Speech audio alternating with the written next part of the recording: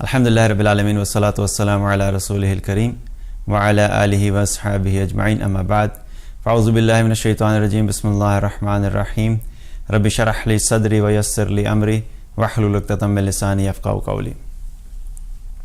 رمضان المبارک کے مہینے کے بارے میں ہم نے بات کرنا شروع کی تھی اور اس میں کرنے والے اعمال کو ہم اس کا ذکر کر رہے تھے، اس کا تذکرہ کر رہے تھے کہ کون کون سے ایسے اعمال ہیں جن کو ہم نے رمضان کے مہینے میں اپنا معمول بنانا ہے۔ اور یہ مہینہ ہمارے لیے ہم نے بات کی تھی کہ ایک ٹریننگ کیمپ کی طرح 30 دن ہے۔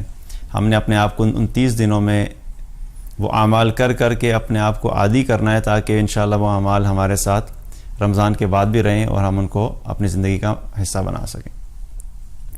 انہی اعمال میں سے ایک عمل ہے اللہ تعالیٰ کی بارگاہ میں دعا کرنا، کثرت سے دعا کرنا۔ دعا کے بارے میں اللہ تعالیٰ نے قرآن میں کیا فرمایا؟ وقال ربکم ادعونی استجب لکم، کہ اللہ تعالیٰ نے یہ فرمایا کہ آپ کے پروردگار نے فرمایا میرے بندوں مجھے پکارو، میں تمہاری دعاؤں کو قبول کروں گا۔ تو اللہ تعالیٰ کیا فرما رہے ہیں کہ ہم جب بھی اللہ سے دعا کریں گے اللہ سبحانہ تعالیٰ ہماری دعاؤں کو سنے گا بھی اور ہماری دعاؤں کو قبول بھی کرے گا۔ اب قبولیت کی مختلف فارمز ہو سکتی ہیں، اس کے بارے میں ہم نے پہلے بھی بات کی تھی۔ ایک قبولیت کی شکل یہ ہوتی ہے کہ ہم جو کچھ مانگتے ہیں اللہ ہمیں وہی دے دیتا ہے، اور ایک قبولیت کی شکل یہ ہوتی ہے کہ اللہ سبحانہ تعالیٰ اس دعا کو تو قبول نہیں کرتا جو ہم مانگتے ہیں، لیکن اس کے بدلے میں کوئی آنے والی مصیبت ہے اس کو ٹال دیتا ہے۔ اور ایک قبولیت کی شکل یہ ہوتی ہے کہ اللہ تعالیٰ ان دعاؤں کو آخرت میں ذخیرہ بنا دیتا ہے اور اس کا اجر ہمیں آخرت میں عطا کرے گا۔ تو یہ تینوں صورتوں میں کیا ہوا کہ اللہ نے ہماری دعا کو قبول کر لیا۔ شکلیں مختلف ہیں، فارمز مختلف ہیں، لیکن قبول ضرور ہو جاتی ہے۔ اسی طریقے سے یہ یاد رکھیے کہ ہم چونکہ رمضان کے مہینے میں ہیں تو آپ صلی اللہ علیہ وسلم نے فرمایا کہ 3 طرح کے لوگوں کی دعا اللہ تعالیٰ رد نہیں کرتا۔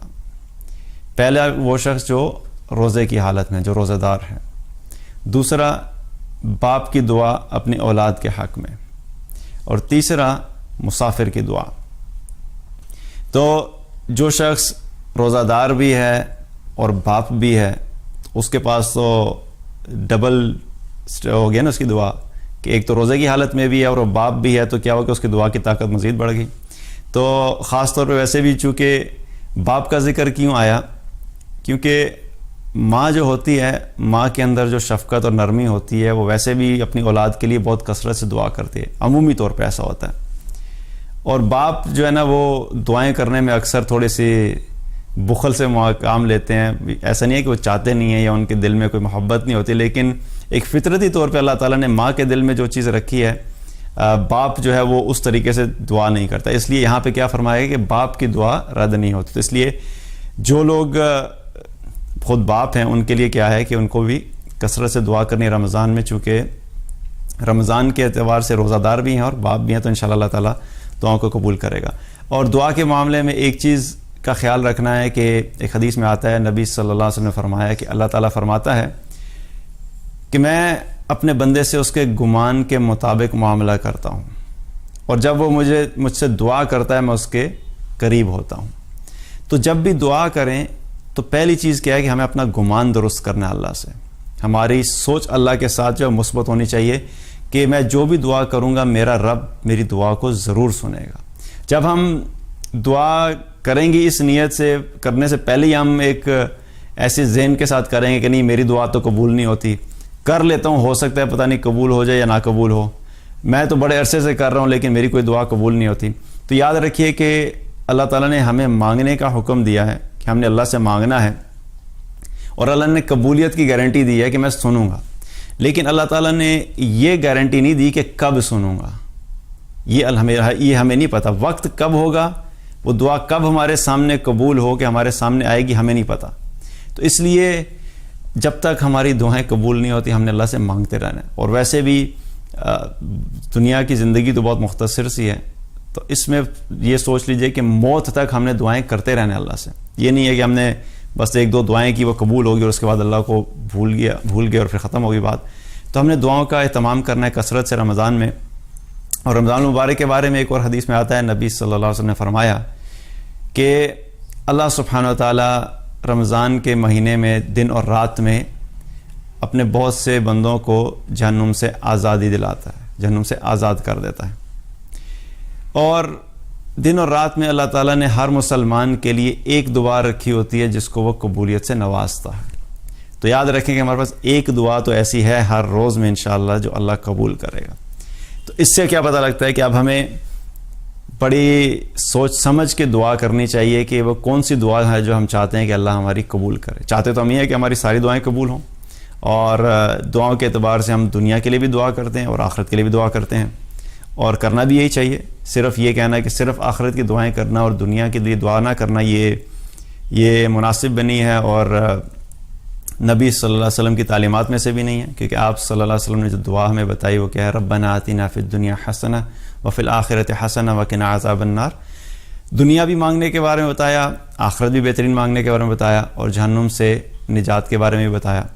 تو دنیا اور آخرت دونوں مانگنی ہے، لیکن ایک چیز نہیں، ایک غلطی یہ نہیں کرنی کہ صرف دنیا ہی کی دعائیں مانگنا شروع کر دیں. کیونکہ اگر ہم اپنی دعاؤں کا جائزہ لیں، کبھی بیٹھ کے سوچیں، تو یہ ہمیں پتہ ہونا چاہیے کہ ہم اللہ سے کیا مانگتے ہیں. تو بہت سے ایسے لوگ ہوں گے جن کو آپ کو پتہ لگے گا کہ جو اللہ سے صرف دنیا ہی مانگتے رہتے ہیں. یا اللہ میری جاب اچھی کر دے، یا اللہ میرا بزنس اچھا کر دے، یا اللہ ہمیں گھر اچھا دے دے، یا اللہ میری امیگریشن کرا دے، یا اللہ مجھے گاڑی اچھی دے دے، یا اللہ ہمیں اچھی جگہ پہ گھر دے دے. تو کیا یہ ساری دنیا کی دعائیں ہیں؟ اب میں یہ نہیں کہہ رہا کہ دنیا کی دعا مانگنا کوئی غلط بات ہے، ٹھیک ہے مانگیے، اللہ تعالیٰ حلال طریقے سے وسعت سے یہ سب چیزیں نعمتیں عطا فرمائے، لیکن اپنی آخرت کی دعاؤں کے اوپر بھی فوکس کرنا ہے. اور ترجیح اگر دینی ہے تو زیادہ دعائیں آخرت کی کرنی ہیں اور تھوڑی دعا دنیا کی، کیونکہ دنیا خود بھی تھوڑی ہے اور آخرت ہمیشہ کی ہے.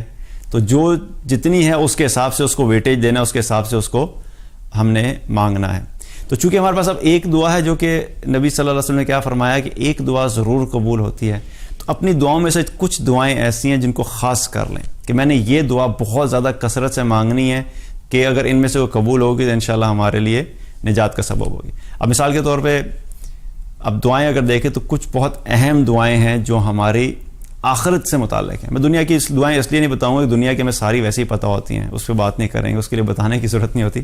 لیکن آخرت کی چند دعائیں ہیں یا چند ایسی سٹیجز ہیں جہاں کے لیے ہمیں دنیا میں دعا کثرت سے مانگنی چاہیے. تو دعا میں جو پہلی اہم دعا ہے وہ یہ ہے کہ اللہ تعالیٰ سے خاتمہ بالخیر کی دعا کرنا، کہ جب ہم لوگ اس دنیا سے جا رہے ہوں، موت کا وقت آئے تو کلمہ ہماری زبان پہ جاری ہو اور اللہ تعالیٰ اپنی رضا کے ساتھ ہمیں اس دنیا سے اٹھائے.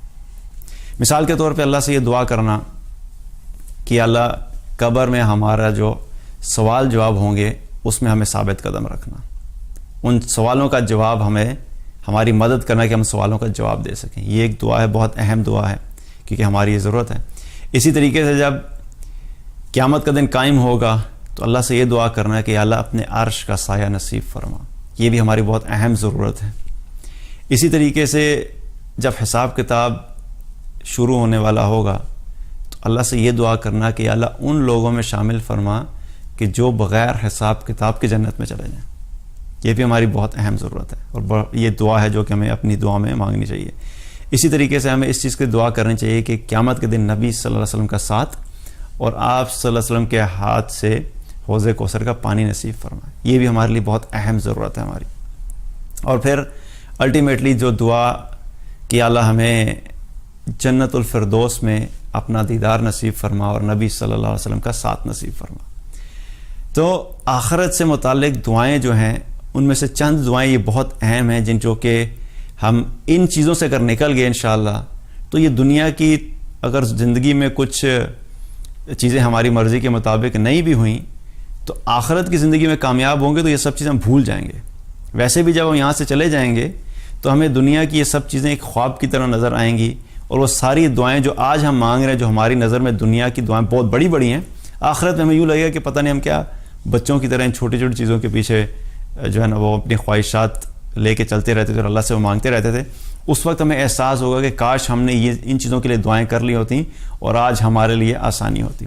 تو آخرت کی دعاؤں کے اوپر زیادہ سے زیادہ فوکس کرنا ہے.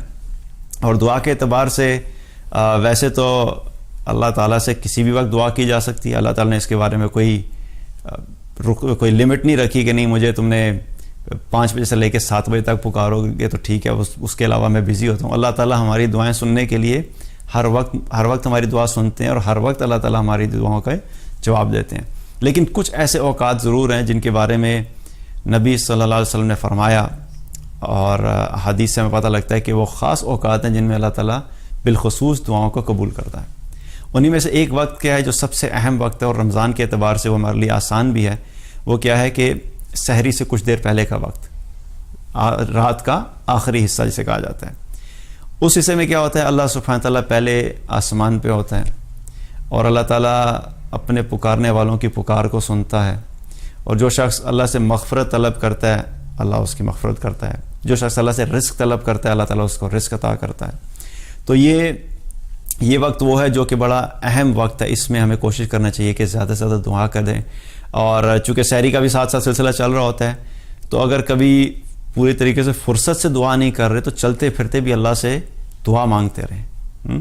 خواتین جو سحری بنا رہی ہوتی ہیں وہ سحری بناتے بناتے اللہ سے دعا مانگتے رہیں.